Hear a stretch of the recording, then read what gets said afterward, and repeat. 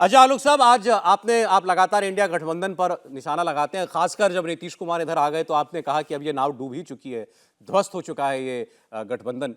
आज राहुल गांधी बिहार में ही थे और उन्होंने कहा जाते हैं तो जाएं, हमें जरूरत नहीं है ऐसे लोगों की जो जरा सा दबाव पड़े और बिखर जाएं। हम लड़ रहे थे, लड़ते रहेंगे नरेंद्र मोदी के खिलाफ, बीजेपी के खिलाफ। तो ठीक ही तो कहा। वो तो गाना, या उनको ये गाना गाना चाहिए था राहुल गांधी को, जाते हो जाने जाना, आखिरी सलाम लेते जाना। सलाम दुआ भी नहीं हुई, ऐसे ही चले गए बेचारे राहुल गांधी। सौरभ जी, मैंने आपको बोला था आज से 1 महीना 2 महीना पहले ही, जब ये घमंडिया की शुरुआत हुई थी, ये कुछ नहीं है, ये घमंडिया है ही नहीं कुछ। ये बर्ड सेंचुरी है, भरतपुर बर्ड सेंचुरी आपने देखा है ना, दिल्ली के बगल में। जनवरी फरवरी पक्षी आके बैठते हैं, दिसंबर जनवरी फरवरी सीजन होता है, तमाम जातियों के पक्षी आके वहां बैठते हैं। और उसके फरवरी से जैसे ही थोड़ा सा मौसम बदलता है, सब पक्षी अपनी राह ले लेते हैं। तो ये क्या थे? ये भी पक्षी थे, वी प्लस पक्षी। एकता कहां से होगी इनमें? ये घमंडियों का समूह एक दूसरे से इतना ज्यादा चिढ़ता है, एक दूसरे को अजगर की तरह निगलने को तैयार रहता है। और कांग्रेस पार्टी तो जीता जागता एग्जाम्पल है ना भाई। कर्नाटका में जेडीएस को निगल गई, तेलंगाना में बीआरएस को निगल गई। और ये मुसलमान जोड़ो यात्रा उसी के लिए है। ममता दीदी या बदरुद्दीन अजमल या बाकी लोग चिढ़ रहे हैं, या समाजवादी पार्टी चिढ़ रही है, वो इसीलिए चिढ़ रही है कि कांग्रेस उनको निगलने आ रही है।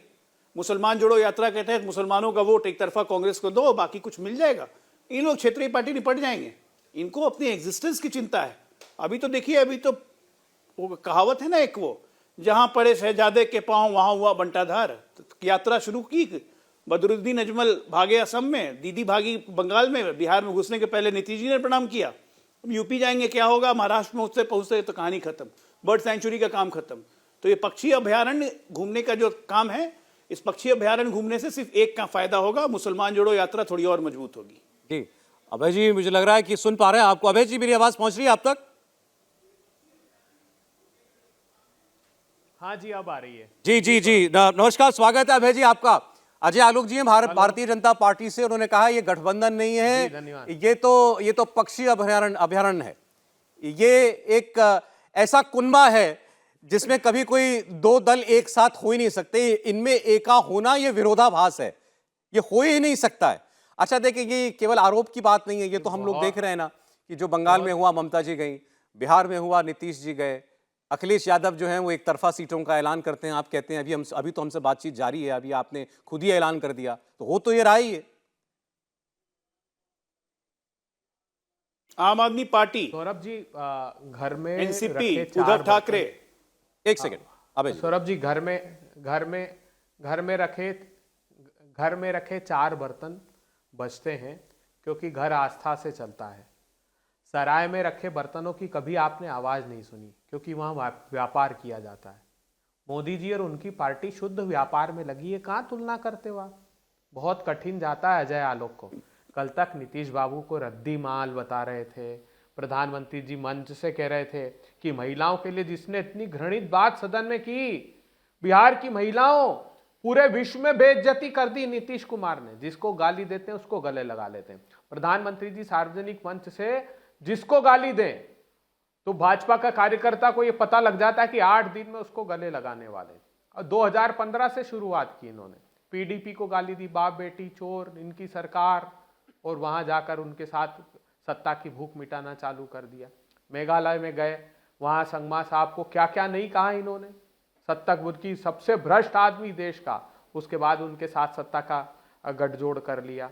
ये थकते नहीं थे कल तक नीतीश बाबू को भला बुरा बोलते हुए। अब हर एक प्रांत में देख लो आप, जिसको इन्होंने परिवारवाद के नाम पर गाली दी उनके साथ सरकार बना ली, जिसको भ्रष्टाचारी बनाया उनके साथ सरकार बना ली। अरे ये 38 दल हैं कौन, बताओ तो सही, कभी चर्चा सुनी भी है आपने? क्यों डर रहे हैं प्रधानमंत्री जी इतना प्रतिपक्षियों से? आप क्या भय है? प्राण प्रतिष्ठा कर ली ना, जिसके नाम पर वोट चाहते थे आप। लेकिन आपका काम नहीं बनेगा, क्योंकि मर्यादा पुरुषोत्तम राम जी का श्राप लगेगा आपको। अच्छा। उनके मार्ग पर चलने की अपेक्षा दंभी रावण की सत्ता चलाना चाहते हैं। आपको कौन स्वीकार, बताइए मुझे आप। इनके दल में 38 दल हैं, 25 दल ऐसे हैं जिनका एक भी सांसद नहीं है। 9 ने तो लोकसभा चुनाव ही नहीं लड़ा। हमारे यहां सब प्रांतों के स्तर पर, राष्ट्रव्यापी स्तर पर प्रभावी राजनीतिक दल हैं। आप वेस्ट बंगाल में देख लीजिए, आप पंजाब में देख लीजिए, आप कर्नाटका में देख, सारे प्रांतों में जो मजबूत नहीं, दल तो हैं वो सब अभय एक जी, साथ आए हैं। लेकिन दल एक तो साथ हाँ, भी तो आए। आपने अभी जिन दो नामों का, दो राज्यों का जिक्र किया, दोनों ही का तो उदाहरण दे रहे हैं, बिहार का भी और बंगाल का भी। कहां हो रहा है समझौता?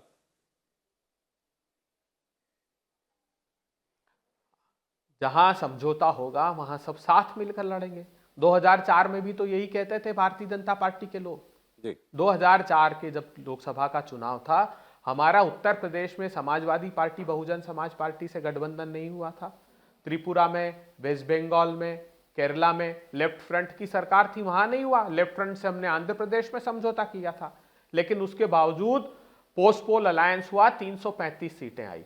तो एक तो होगा हमारा स्ट्रेटेजिक अलायंस, एक सीधा अलायंस होगा, एक पोस्ट पोल अलायंस होगा। अच्छा। इनसे तो पूछिए इनके कुनबे में है कौन। अच्छा, आप ठीक। देखिए संजय निषाद ने जो राम भगवान के प्रति अभद्र बात की, उसके बाद मोदी जी ने गले लगाया, बुला।